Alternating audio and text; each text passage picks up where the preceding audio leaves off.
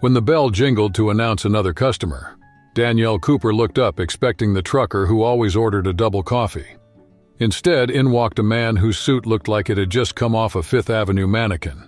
He strolled past the counter like he was signing a blank check, chose the table by the neon-washed window, and in a low voice asked for nothing but a black coffee. Danielle rang up the order, fighting back a yawn as she counted the minutes till the end of her shift. Her fatigue vanished when the stranger opened his wallet to pay. Between polished metal cards, an old photograph gleamed. The calm smile of Emma Cooper, her mother, a woman who'd worked hard all her life without ever tasting easy money. Danielle's stomach dropped. What bridge could possibly link that picture to an absurdly wealthy white man? The question pounded in her head while the espresso machine hissed, stretching out the silence. Danielle carried the cup to the table, her hands shaking. The customer, eyes fixed on his drink, gave nothing away. Maybe he held stories Emma had never told. Maybe the answer was locked in that wallet, now shut like a safe. Danielle took a deep breath. The long, dragging night had just taken a hard turn. Danielle headed back to the counter with the freshly filled mug. The man, lost in his phone, didn't even glance up. For her, that was routine. Distracted customers came through every day. But the moment he opened his wallet, a rectangle of paper slipped out, twirled through the air, and landed beside the saucer. Danielle froze. She recognized the face in the photo instantly. The same smile her mother kept in an old shoebox, tucked between decades-old letters. Her heart raced. Her fingers gripped the wooden edge for steadiness. "Who is she?" she murmured, her voice nearly choking. The question shattered the heavy silence between them. For the first time, his eyes met hers. Cold, assessing. Unhurried, he picked up the photo and slid it back between cards and folded bills. "You're mistaken, miss," he replied, pushing a $100 bill across the table like he was closing the scene. Danielle didn't back down. Every childhood memory screamed there was no mistake. She knew every detail of that picture. She could describe it with her eyes closed. "I know what I saw," she said, keeping her hand on the tip. He sighed, smoothed the cuff of his shirt, and stood. His voice came out low and sharp. "This doesn't concern you." Even so, as he turned, Danielle noticed his fingers clenched inside his pocket, as if trying to keep a restless past from slipping out again. A distant ambulance siren was still echoing as Danielle tried to process what she'd just seen. The stranger walked out of the diner, slid into the back seat of a black sedan with the engine running, and disappeared into the night traffic. On the damp sidewalk, Danielle's heart pounded. Who was that man who'd appeared so suddenly and left without even a name? Hours later, back in her tiny apartment, the yellow kitchen light cast shadows as she sat in front of her laptop. No cards, receipts, or digital clues. Only his face burned into her memory and that deep voice echoing in her head. Danielle dove into lists of real estate tycoons, cross-checked stock market reports, and combed through profiles of high-powered philanthropists. With every click, the cursor moved, but the circle tightened. Before dawn, a name lit up like a neon sign. Sebastian Henderson, CEO of Henderson Global Enterprises, a billion-dollar conglomerate with projects in several capitals. Danielle compared photos, read interviews, dug through corporate reports. There was no doubt. It was him. Yet amid awards, donations, and headlines, not a single line mentioned Emma Cooper, nor any tie that would explain the photo hidden in his wallet. The silence around that name was loud, as if Henderson were guarding a secret that, with every omission, dared Danielle to dig deeper. Danielle's cheeks burned as the cafe doors closed behind her. The memory of the visitor, cold smile, Emma Cooper's photo dangling between his fingers, hammered non-stop. Outrage became fuel. She needed answers. Minutes later, the bus growled toward the financial district. Every stop tested her patience, but Danielle kept her eyes on the reflection of her own resolve. When she got off, she lifted her chin to face a glass tower gleaming among corporate logos. Power lived in there, and she wasn't backing down. She crossed the wide lobby, her heels tapping the marble like a metronome that muted doubt. At the desk, she leaned in far enough to make it clear this wasn't a casual request. "I'd like to speak with Sebastian Henderson," she said, her voice steady. The receptionist raised her eyebrows. "Do you have an appointment?" "No, but he'll want to hear me out." She knew that door wouldn't open out of courtesy. While the young woman typed and shook her head, Danielle mapped out routes in her mind. Hitch a ride on an elevator, pretend to be a courier, exploit a security gap. Each scenario appeared crystal clear, ready to go. The clock behind the desk read 10:12.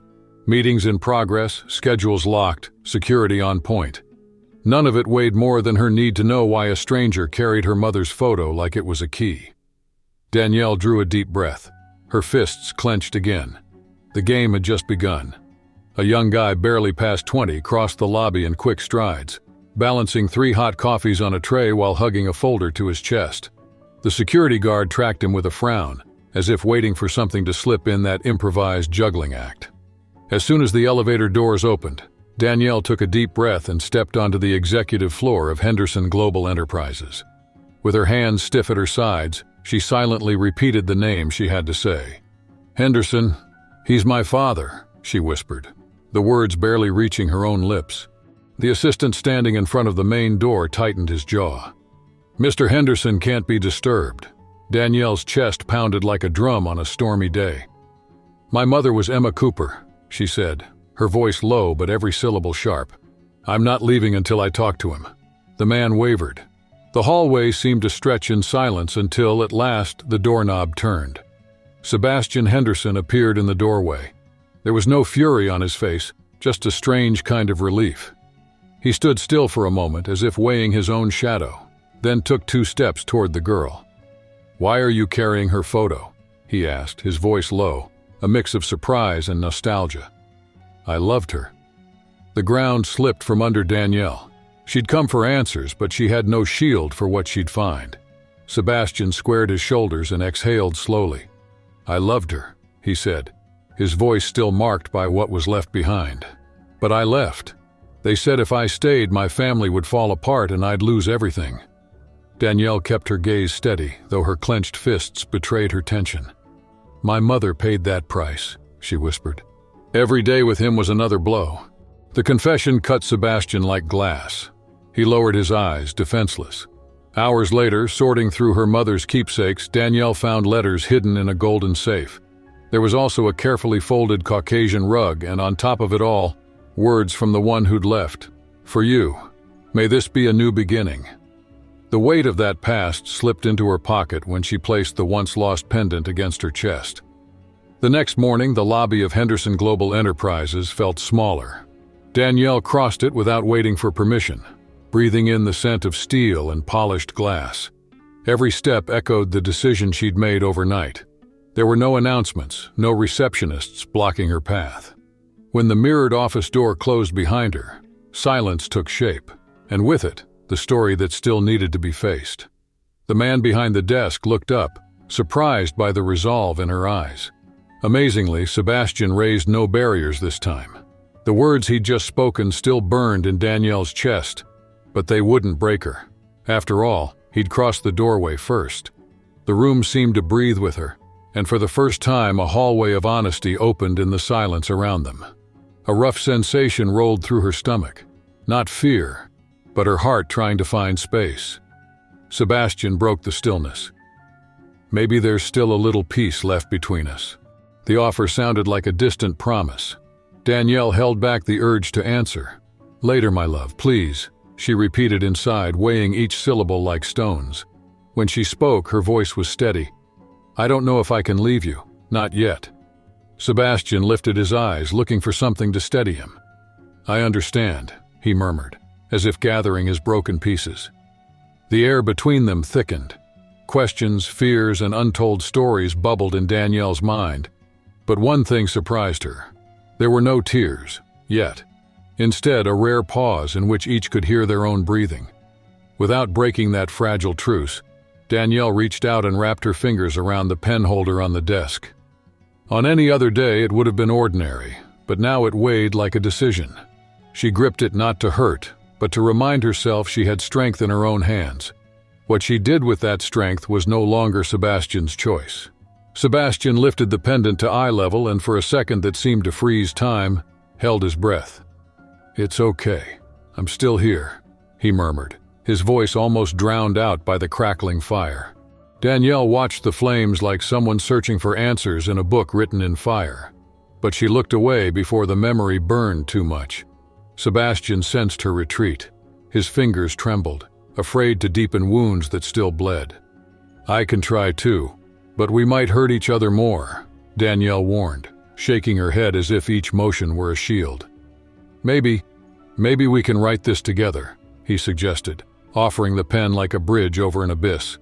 The silence that formed wasn't empty. It was a corridor where the past echoed and the future waited on the other side. The marks Danielle carried wouldn't vanish at dawn, and Sebastian knew blank pages can be as frightening as memories. Even so, no door had been locked. A crack remained where a breeze promised another chapter. Her story reminds us that the time we've lived clears space for the time to come. Suppressing memories doesn't always heal. We truly care when we touch the right wound at the right moment. And you, following this journey, have you thought about which scars need attention first? Share in the comments and help us keep turning the pages. If this journey resonated with you, hit like and subscribe so you don't miss the next chapters. Tell us in the comments which parts moved you the most. Your voice helps shape the stories we share here. Thanks for being with us. See you in the next video.